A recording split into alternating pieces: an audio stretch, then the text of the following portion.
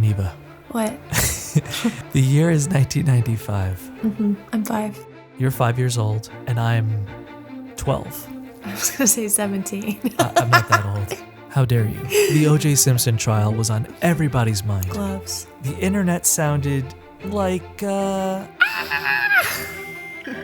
And you couldn't go anywhere on the entire planet without hearing a little song called Gangsta's Paradise. In August of 1995, you could turn on any radio station, regardless of the genre, and you would hear his voice. That wonderful, wonderful voice. He was more famous than Bill Clinton and Monica Lewinsky's dress. What's his name? His name is Artis Ivy Jr. Everyone else, though, What's his nickname? I'm saying everyone else Sorry, I got excited. knows him as Coolio. As the late 90s and early 2000s approached, Coolio went on to make some great albums. Yeah. But what happened to him? We don't know. It's like our cultural ADD forced us to move on. How did we leave this iconic legend in the shadows, allowing us to forget one of the most fantastic freaking voyages ever told? Well, he's back, baby. Wait, what? I'm Coolio with the float. Yeah? And I'm back, baby. Oh my Shaka God! Zulu. Baby, I'm back. Baby, I'm back. Baby, I'm back. I'm back, baby. Baby, I'm back. Where you from? Baby, I'm back. Where you been? Baby, I'm back. Where you going? I'm back, baby. Yeah, yeah, yeah, yeah.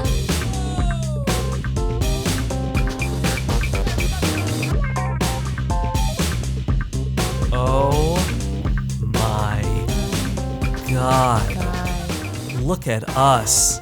Look at us. Well, you can't look at us. You can hear us, though. Listen to us.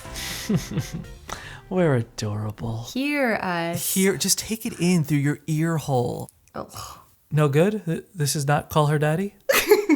I'm DJ Lubell, And I'm Neva Tamzin. and you can probably tell by how similar our voices sound. We're brother and sister. No. No, we're not brother and sister. We actually totally do it. Yes. We're engaged. We're fiancés. We look alike, though. People confuse us. People come up to me all the time, and they're like, hey, Neva. That actually did happen during one of these. Remember? Someone called you Neva? Oh, my God, that was so... Who was that? I think it was Robin. So- Not Lively. Robin from the Gin We were Blossom. talking to the Gym Blossoms, and the guy thought my name was Neva the whole time. And he kept calling me Neva. That's her name. It was really funny. When I realized what was happening, I was like, oh my God, he thinks his name is Neva. So I think what we want to do before we get into this incredible interview that we had with Coolio is just sort of set up what this podcast is, who we are, and why this is going to be your new favorite podcast for the Yes. rest of your life until you're dead. No one's going to die. No one's going to die? All the murder podcasts are really big right now, so I thought maybe we can Right. kind of tap into the whole death thing. No? Give them a taste of that. So one day we were driving, and when I say we... Well, I was driving. Neva was driving. And Neva, why were you driving? DJ can drive, but he also cannot drive because he cannot hit a left unless it's a luxurious left. And that's when the blinking light says you can go left. DJ can't go left like Zoolander. Yeah, like Zoolander. I just don't understand how anyone can make left turns at lights because they are such... Very scary. They're horrifying. Basically, Very driving's scary. pretty easy. You're like driving down a straight road and Yeah. but then there's this thing where, oh my God, there's oncoming cars. You're basically playing You a have game of to chicken break through. and you have to find a perfect moment or else you die. Yeah, well, my friend Teresa says that she closes her eyes and she just goes. But so Neva and I were driving. We're listening to the radio. A slamming jam came on. Is that what the kids are saying? A jammer.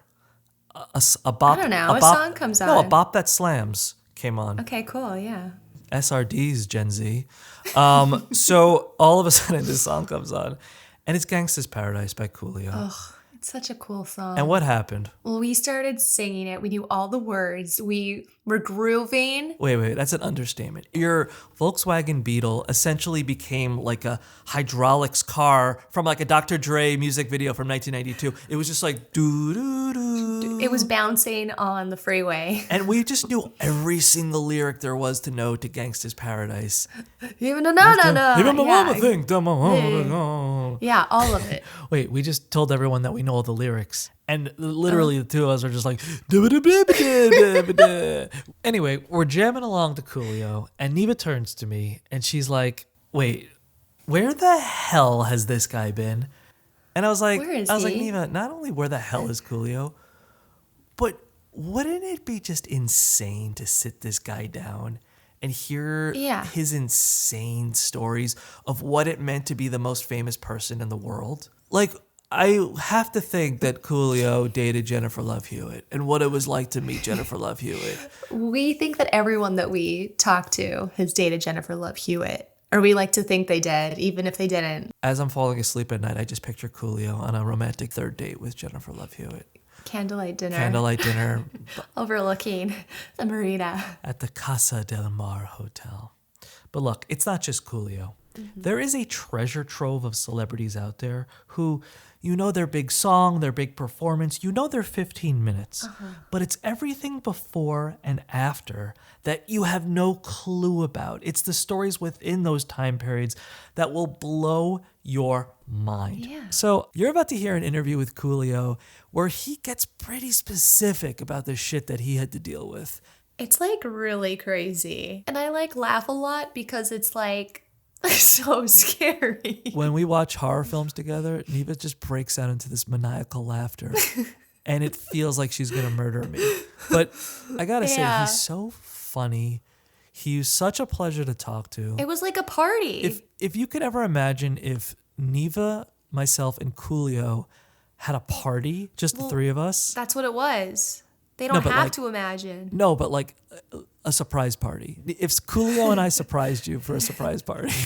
Oh, no. You walked into the house and Coolio and I were there saying surprise and like balloons and all that stuff. I don't even know what I would do. I feel like I would die. Well, you would probably just like faint. I'd probably faint. Neva, can you tell them the story? What? This is the greatest story ever told. What? When you and your sister were walking in Canada and you heard a man do something. Yes. So we were walking in Toronto in Little Italy, and we were walking on a sidewalk. We heard this man burp so loud. Well, but who was this man? What did he look like? He was like this very tall, skinny, older man with like brown hair. Was he in like a business suit? Like who was he? I feel like he was wearing like a blazer and like jeans. He just like burped so loud. So what did you do? So Laura and I just like burst out laughing. We were like, ah, ha, ha, ha. So he turned around and was like, fuck you to us. It's so crazy. Listen, in his defense though, he felt comfortable with you. He saw you. What kind of sick person thinks it's okay to burp in the streets? It's like in my acting voice classes. Like I tell you, people are always just like, "Oh, I'm so relaxed," and they burp, and you're like, "This isn't the place for that." Even How in his dare defense, you? he saw you walk by. You have a very comforting face. He's like, you know what? I like this burp for person. these I'm gonna girls." do something that you know. He's like, I'm gonna peacock for them. He expressed himself. He emoted himself. Wow.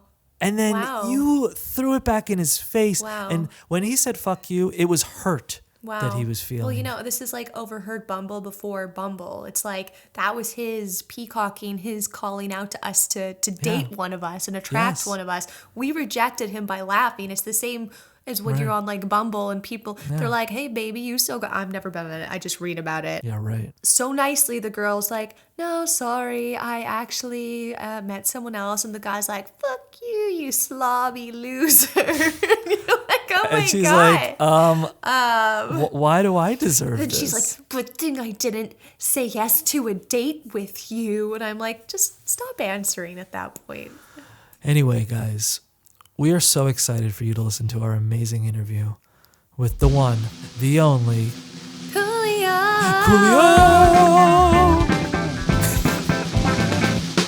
Shh, here he comes. Sorry, I don't know that. Alexa, I was not talking to you. I didn't ask you shit. Alexa over here talking shit. Alexa, shut up. Neva, we just heard Coolio argue with Alexa. I hope she keeps talking. Coolio, how are you? Hey, DJ, you must got hella money. What? What are you talking about? You must be balling like a motherfucker. Because she's so much more beautiful than me? Yeah, cause she's so far above your station. Coolio, she's like a 10. And mine too. So I mean, I'm not trying to. Wow. Just like me, I know I'm like a hard 4. No, but you're an icon. You're a legend. You were not a hard 4. You are a hard 10.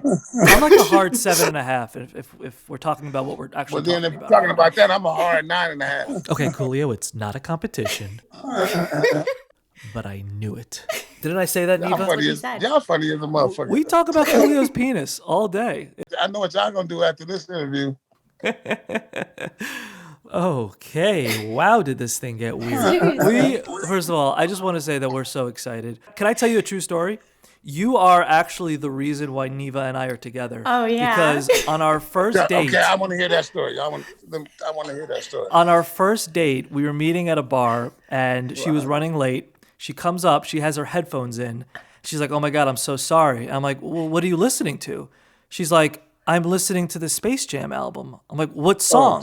She was listening to your song. She was listening to Hit 'Em High. It pumps me up. It was like getting me all excited for this first date. Well, then hey, bro, you owe me. I do owe you. Well, this is Well, we actually are going to name our firstborn child Coolio. to repay you. Regardless of gender. Do not do that.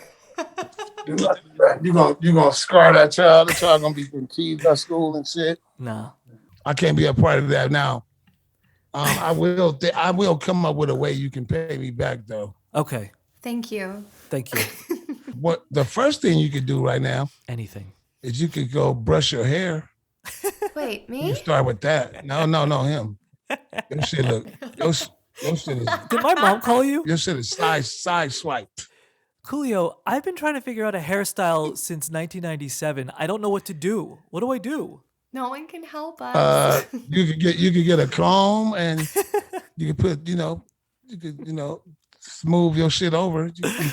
Something. Put some grease on your shit. Get you some Afro sheen or some shit. This is making me so happy. You're absolutely right. And by the way, no one has had the balls to tell me that. I'm fucking with you. You're right. No, that's not good. You do have one of the most iconic hairstyles probably in the last 40 years. So, I mean, coming from you. I used to have one of the most iconic hairstyles. I guess I still do in somewhat. I think for the part of it that's left. I mean, I'm still cool as a motherfucker, but my hair has seen better days. You are still cool as a motherfucker. Shaka Zulu. Let me ask you this. So you were born August 1st. You were born in Compton. And Neva's going to ask you this question. This is our first question. But there was a rumor that you were a child genius. That you read all the books in the library, including Judy Blume. Are you still a Judy Blume fan to this day? I haven't read Judy Blume in quite a number of years. Well, we read her every night. How old were you when you started reading? I started reading at about, actually, I think around 3 or 4. My mother used to we used to be on the freeway all the time. You know, my mother going to work and my stepfather going to work. And I used to go down the 110 freeway and I used to read all the names of the streets. So I would be like Imperial Highway, El Segundo. La Cienega. I didn't start reading until I was like 6. Did you skip any grades? I was given the option, but my mother didn't let me skip any grades because she didn't want me to be around too. I was already small. Right. I was already a small kid, so had I skipped grades, I really would have been small. I took enough ass whoopings as it was. Right. I was a bullied child. I got bullied like real hardcore. So okay, well, thank you for bringing that up, Coolio, because I want to talk in detail about these ass whoopings, if you don't mind. Every time we've spoken to someone who's gone on to do these great, fantastic things, it just seems as if they've always been mercilessly bullied in high school. Every single time. So I'm sure you kind of use this as creative fuel, but at the time, it must have been torture, right? I got bullied so hardcore that it literally almost drove me crazy. The summer going from 7th to the 8th grade, I started smoking weed and drinking 40s and breaking in houses and fighting, gang banging and fighting every day. I started carrying a gun. I mean, this is just absolutely nuts. Like, how old were you when you joined a gang? About 13. And I'm from a small neighborhood, so it wasn't so much. It wasn't. I mean, I didn't really want to be in a gang or anything. You had to. I kind of had to. Yeah. You know, in my neighborhood, you either joined them or got beat by them. Yeah, I'd probably just get beat by them. Yeah, right. I got to the point where I would do anything not to. I didn't want to lose. I didn't want to get beat up no more. So I got real crazy, and I could have, I hurt some people.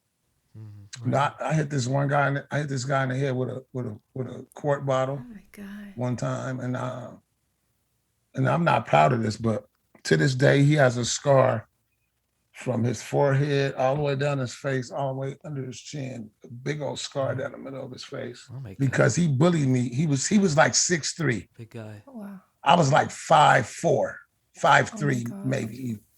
And I wasn't that good in basketball, but I was really fast.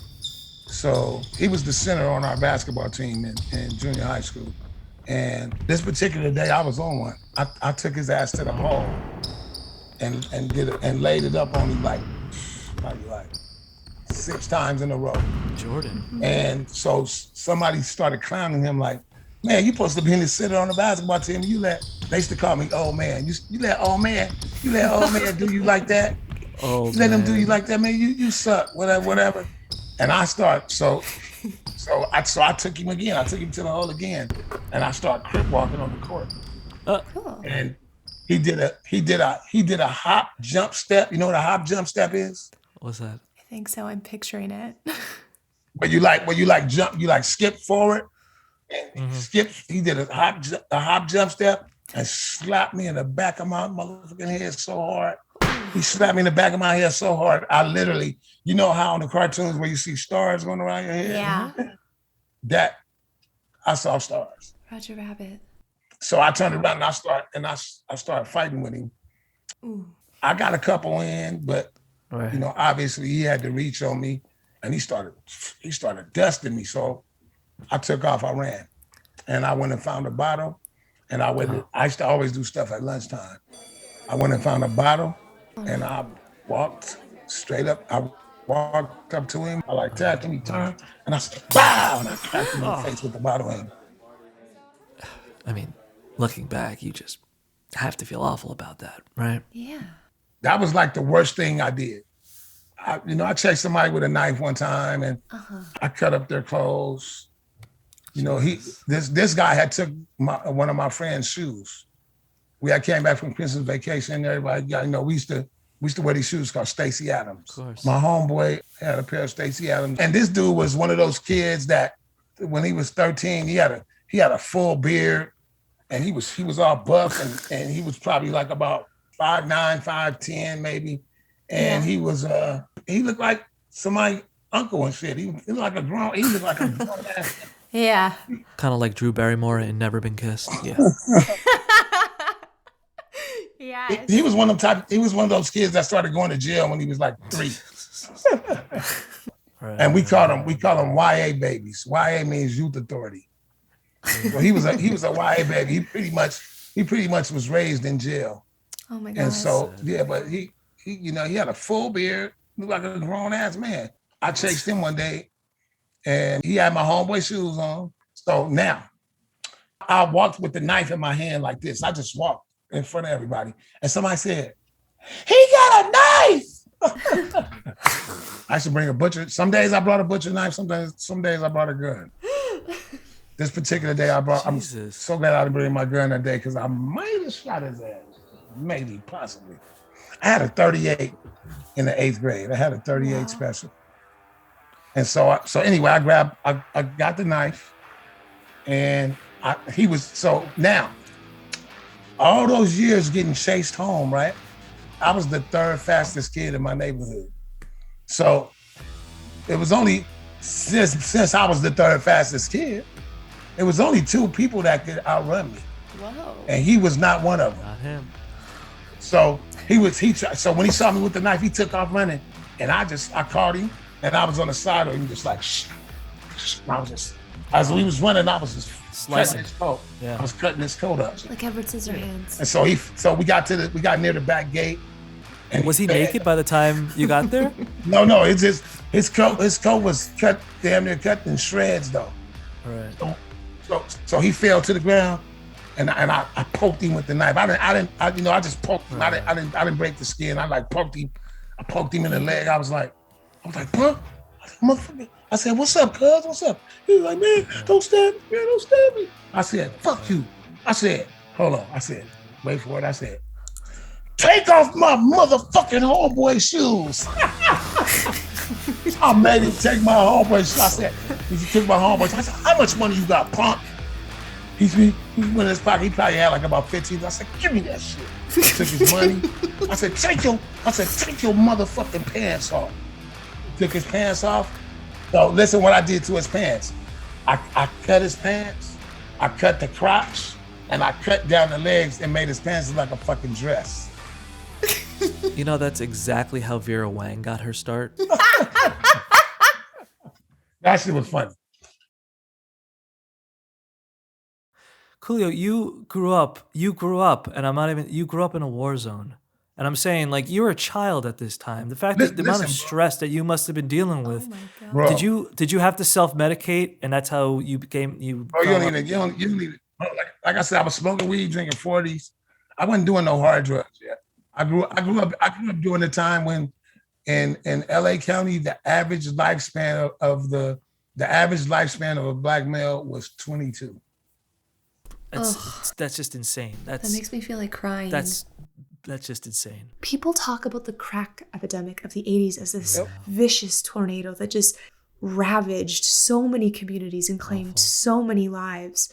How old were you when you fell victim to it? I was probably like about 20 years old when I started doing that. Oh, wow.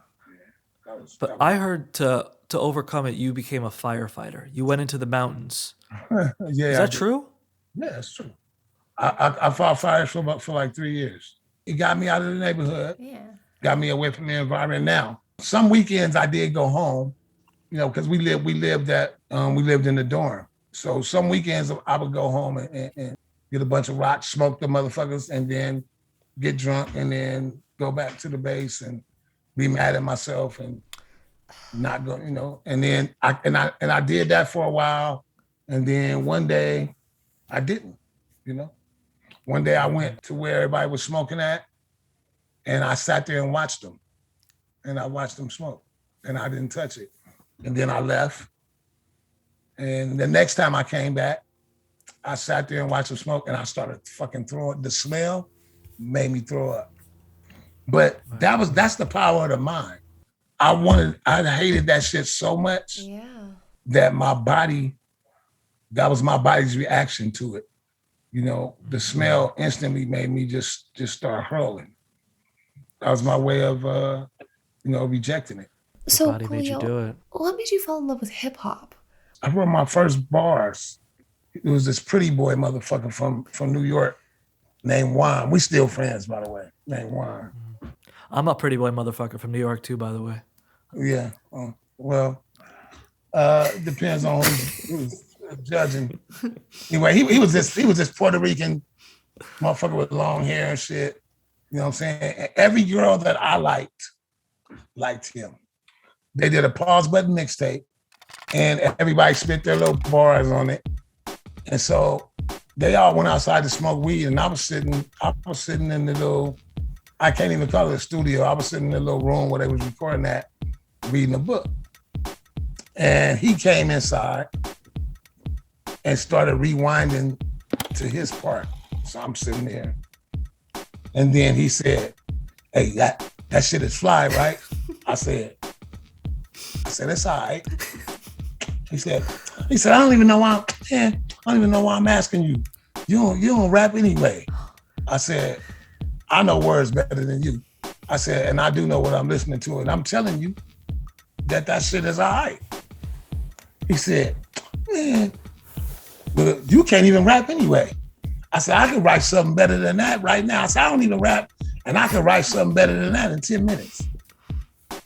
He said, what? He said, do it then. And I did.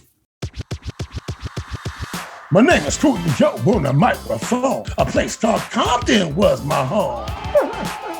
Rolling through the hood in the 78 Bronx. Some shit. I don't remember the rest. The homies came from outside and they heard me. It was like, oh shit. Hey man, lay that shit right now. So I laid my shit. I laid my shit. And to be honest with you, my shit was doper than everybody's that day. Wow. Wait, Coolio, this is your first time rapping. Legitimately, this is your first time rapping, and you were better than everyone. I was that particular day, my shit was better than everybody's. It's like the movie Amadeus. I'm telling you. Hey, it definitely was better than his shit. I served his ass. And he so was funny. It's amazing.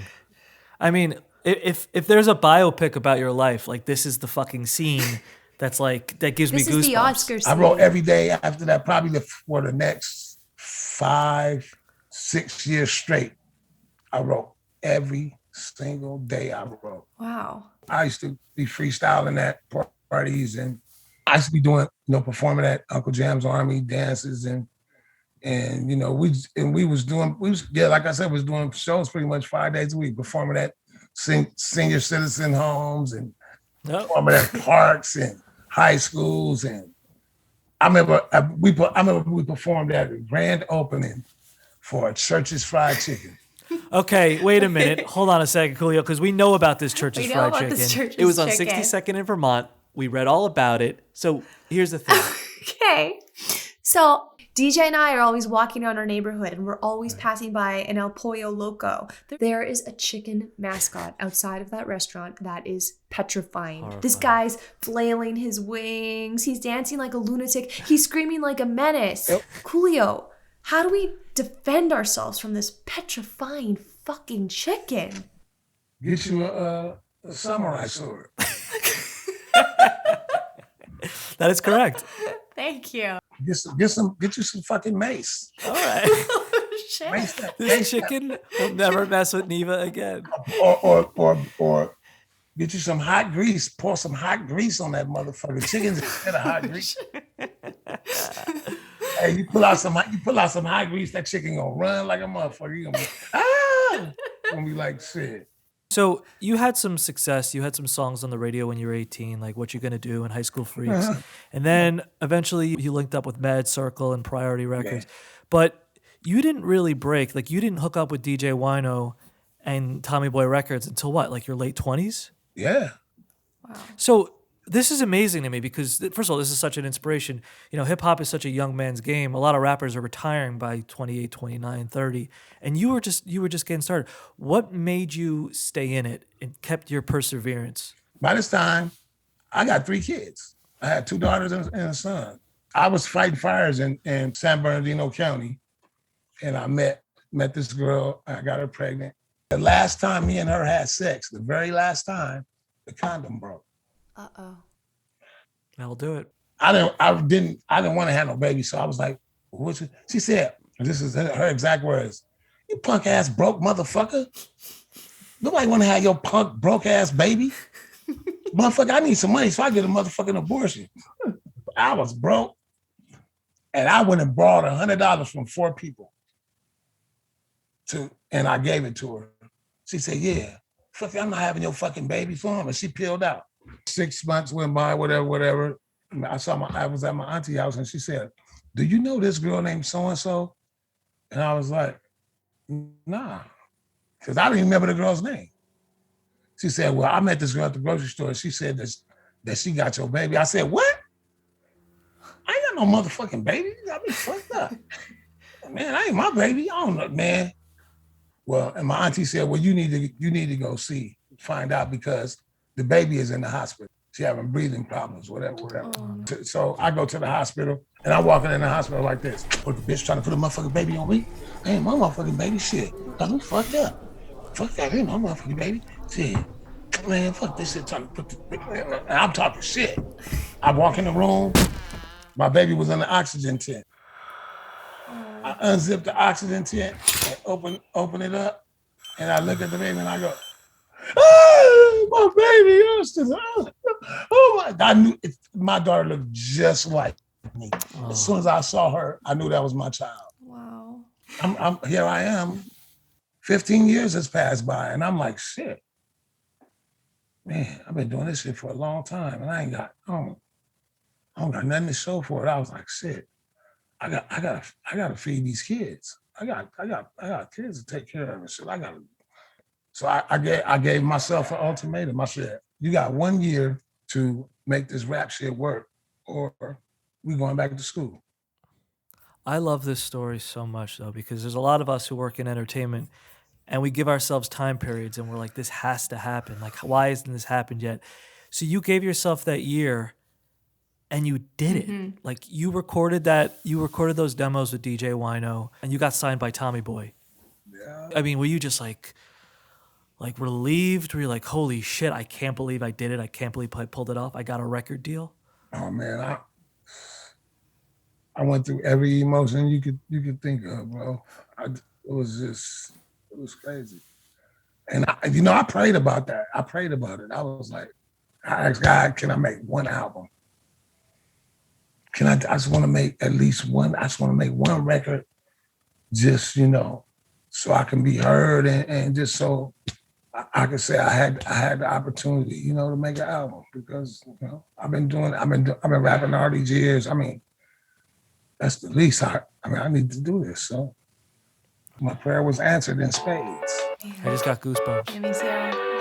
Hey man, you can get goosebumps all you want, man. Just keep your hands where I can sing. Oh, sorry.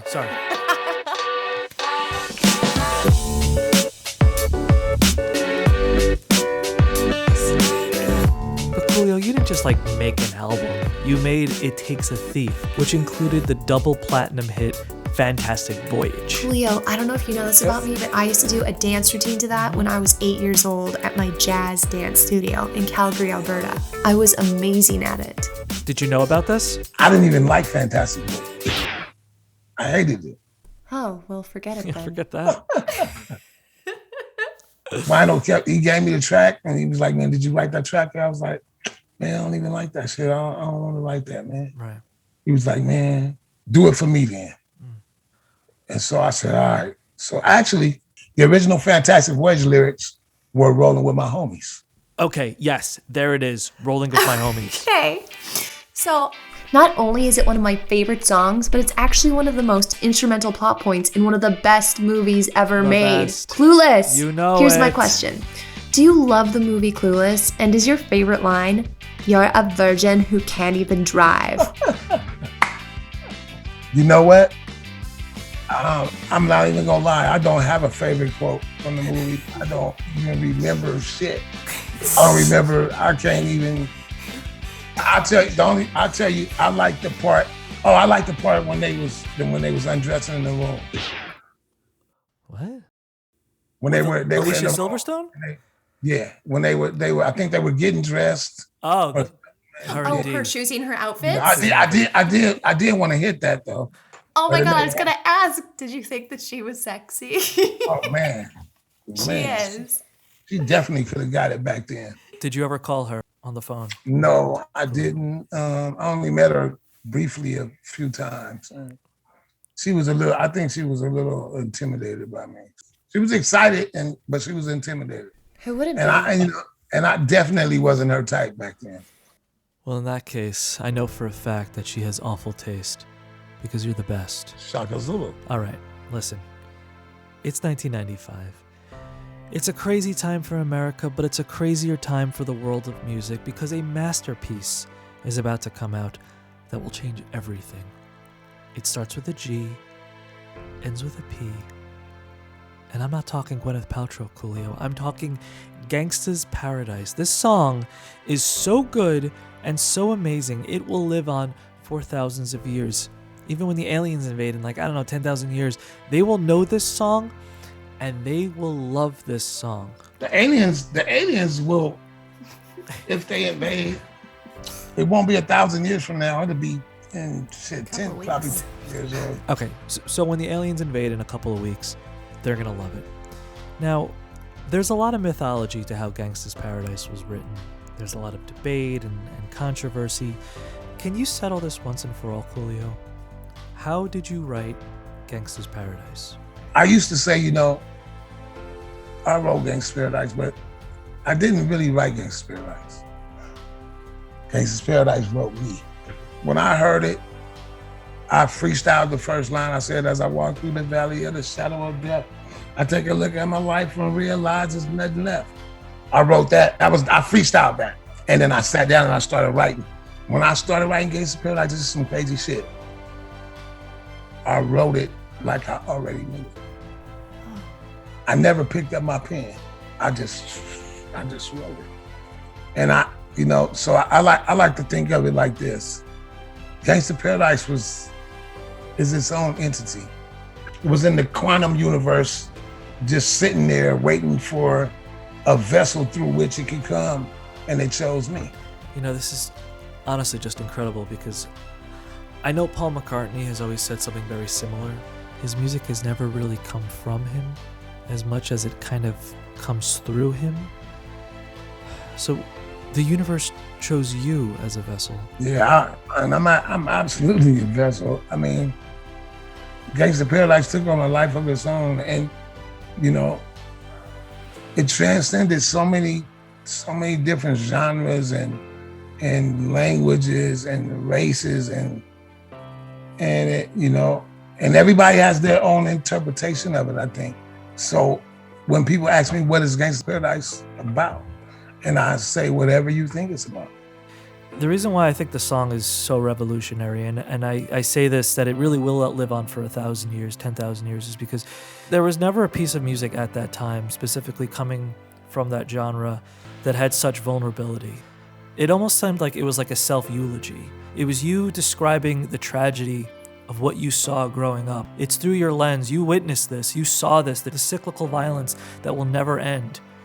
And what's your interpretation of it? I feel like it's kind of a mantra, kind of speaking to that and letting everyone into a world that no one really knows about except for you who lived it. So that's what it's about. I really think I was closer, to be honest.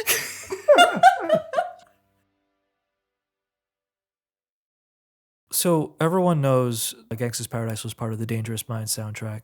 You guys filmed a video. Antoine Fuqua directed it. Antoine Fuqua got his start on my video. That's how he blew up. That's how people started noticing him. And all the movies he's done, that motherfucker ain't never called me and to give me a part or for a song in one of his movies and that, If I see Antoine Fuqua, man, I would like to kick him in the right square in his asshole. You're gonna tell him to go Fuqua himself. Man, exactly. I kick him in his ass with a steel toe boot on. Antoine Fuqua could go suck a dick with spikes on it. Damn. Whoa. He not, and I'm not saying he owes me anything because he doesn't. Right. But I just think he's not on my like list. He on my shit list. Is Michelle Pfeiffer, who was in the music video with you, on your like list? Hey, listen, Michelle Pfeiffer's cool as hell. We don't stay in touch, but I recently did try to reach out to her. I got people trying to, get me in touch with her because I want to talk to her about working with me on something. That's a motherfucking secret. Okay. Exclusive. Very exciting. She's beautiful. I love her eyes. Yeah, she's a little thin for my taste. Did you think you had a shot with her? No, I didn't even try. Okay. He's not into her. She had just had twins. Okay. That's gross. Oh, interesting. Yeah. Oh. She wasn't even ready for me at that time. You know what I'm saying? You gotta wait 6 weeks after you have a baby. All right. I want to talk Weird Al Yankovic real quick. That big-haired bastard guy. This dude comes along, he takes Gangsta's Paradise and he turns it into Amish Paradise. Now, at the time, people were laughing, people were having a great time. Not you. You hated this. This made you mad. Coolio, have you had a change of heart through the years? The only reason I got mad in the first place was because they asked me if they could do it. Right. And I said no. And they did it anyway. Right. So that's annoying. That's what I got mad about. It wasn't so much because he did it. It was because he asked. Right. And I said no, and he still did it. Yeah. So he parodied Michael Jackson. He parodied Prince. and countless others. And that was a sucker move on my part. If I could go back, I'd take that back because it was all in fun, and Right. people liked it. I love I that. don't bear any ill will towards Al, and I gotten over it so long ago. And yeah, I apologize to him in person as well. Coolio, I have something to admit to you. And don't get mad at me. In 1996, for my friend Adam's bar mitzvah, I also parodied Gangsta's Paradise. I stood up in front of the entire temple and I sang your song with different lyrics. And I said, being Adam's friend is paradise. Are you mad at me? No, I don't give a fuck. I don't give a fuck. Yeah. No, you have fun, bro. Okay. Fuck. Okay. Oh, well, man. Whatever keeps you sane, bro. Okay. Thank you. Whatever keeps you from He needed from that. from walking into a bar where I am and and lighting that motherfucker up with a AK. Understood. Whatever keeps you from doing that is fine by me. You were huge on the bar mitzvah circuit in 1996. I did another choreographed dance to another Coolio song. 1, 2, 3, 4. Shaka Zulu, man. Shaka Zulu. Let me ask you this. In 1995, Gangsta's Paradise was not only a #1 hit on the Billboard, it was the best-selling single of 1995 across every single genre. You won a Grammy. In 1995, Coolio, you weren't just famous. You were Michael Jackson famous. You were Michael Jordan famous. You were Madonna famous. You were selling out arenas, not only in America, but in Uzbekistan. You were on top of the mountain. And I just want to know, what did the view feel like and look like to you? It was almost like it wasn't me. It was like it was two of me, and I was this other person watching me. If that makes sense. It It was like I was outside of my body looking at this guy live his life and this guy, do all these things. And yeah, it was very, very, very, very, very, very, very, very, very, very. Remember that shit? It was very surreal. Yeah, it was I don't know, man. It was a crazy time, and it's weird, but even to this day, I can't go anywhere on this planet where somebody doesn't know me. Everywhere I go, at least one person knows me. It was a great time, man. It was a great time, and it still is. And I still get that love in the streets, man. I can pretty much go anywhere. I got respect. I ain't never been carjacked. I've never had my chain snatched. I've never been jumped in a club. My home has never been broken into. Motherfuckers actually, they either really like me or they really respect me. As they should. So, they don't fuck with me like they fuck with other people. Right. Now this is what we really want to know. The babes, Coolio. We want to know about the babes. I'm thinking, I see you dating Demi Moore. I see you dating Halle Berry. I see you dating Drew Barrymore all at the same time. What was the babe situation like, if you don't mind telling us? I'll describe it like this. I had bitches falling out the sky like rain. That is correct. That is correct. I mean, That's amazing. I had hoes. Go on. Now they say you got a girl in every town. I had 5 girls in every town. The Bye? county. I had hoes. I got home. Area code. Different Oh, hoes. oh. I It was almost like I had a genie, Right. or like I was a warlock or shit. I'd be like, pussy. And it's pussy, right? Just shows up. Just shows up. Was. Like the genie from Aladdin. It wasn't. Nah. You know what? I never attacked it like that. Right. You're a gentleman. Now, what I'm saying, what I just described was what I could have done. I literally could have did that. I kept it low key, you know. Mm-hmm. I had a few situations. I wasn't wilding out like that. Right. Remember, AIDS had just this is a scary time. Right. just died from AIDS. 95, Yeah. There was a lot of shit going on, and I was very leery. But I've had my share. Let me ask you this. You said you had hoes in every town. I grew up in the town, it was called Roslyn. It was in Long Island. Did you have any hoes in Roslyn? Just out of curiosity. I had a few females in Long Island. Oh. But I don't know about Roslyn, but I definitely got some I got me some Long Island pussy. I know what that Long Island pussy see like. Understood. Speaking of finding pussy, Coolio, you actually guest starred in one of my favorite episodes of Sabrina the Teenage Witch, where you help her find her lost cat Salem. If DJ and I ever lost our cat Margie, can we call you to help us find her? I'll do it for you. Right, I'm proud of you, DJ. Thank you. Coolio, you have no idea how I overachieved. You sure? You see my hair. And you ain't put no baby in that yet? I'm not even joking. This is year. the year. I want to do it. Hey, listen. If you gotta get some supplements. I'm gonna get some supplements. I tell you what'll help you.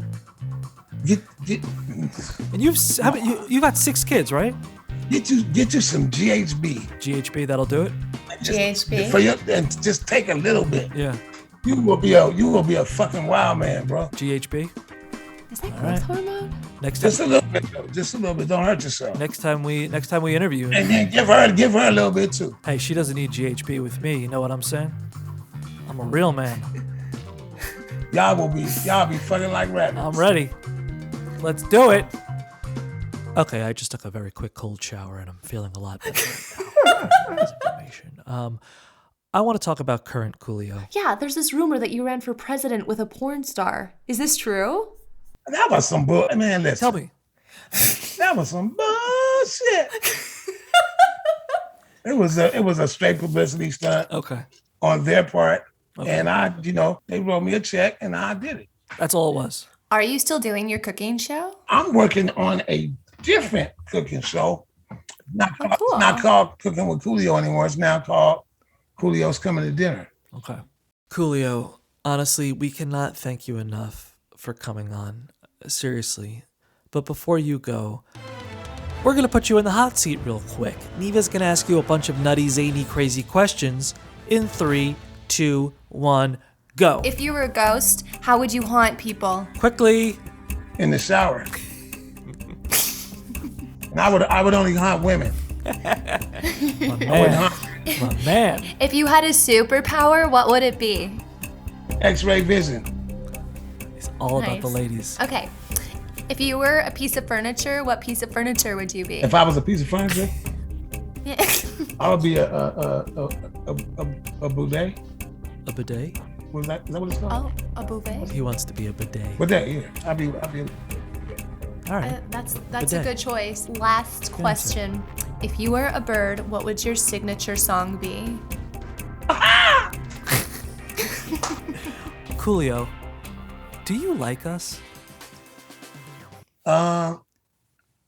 yeah, you guys are cool. What did I say, Neva? But I like her way more than I like you. Wait. Nah, I'm just joking. I'm joking. You guys are cool, I man. didn't Listen, I'm talking shit, and I don't sleep with other people's women. No, I'm gonna tell you why. You could sleep with me. Because Thank you. I'm gonna tell you why. Yeah, No. Hey, listen, stop that. Sorry. I had to dip you in a vat of alcohol first. You got to get that DJ off of her. Yeah. Gotta get that DJ off. Oh, it's all over her. As far as the Mount Rushmore of hip hop, you truly deserve to be up there, and I think you are. You are a part of the pantheon. You are the first hip hop artist to create a hit that transcends all genre, was a hit on every single radio station. Do you feel like you get that respect? It used to bother me that I didn't get those accolades from the hardcore hip hop community, but I got over it. I don't care. Okay. Listen, I know who I am. I know what I've done. I know what I can do, and I'm still here, and I'm still clear. Shaka Zulu, man. Peace and love, y'all. Love you, Coolio. Love you. Y'all take care of each other and take care of your family and do your thing, man. Likewise, thank you so Legend. much. Have an amazing That's a day. legend. Hey, wait. What? Oh. Oh. Coolio has left the motherfucking building. Hell yeah!